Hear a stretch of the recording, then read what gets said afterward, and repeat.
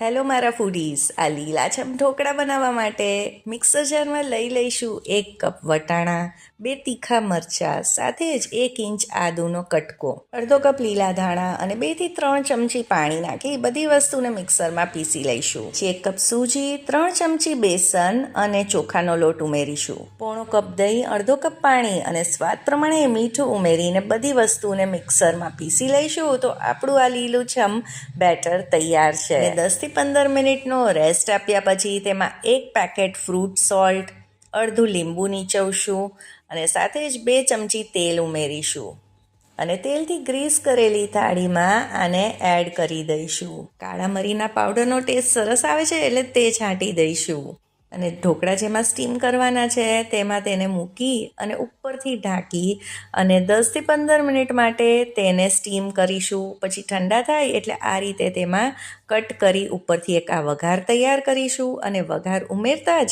આપણા આ એકદમ જ ટેસ્ટી લીલા વટાણાના ઢોકળા તૈયાર થઈ જશે. તમે આને કરો ગરમા ગરમ એન્જોય અને સાથે મારી ચેનલને સબસ્ક્રાઈબ પણ.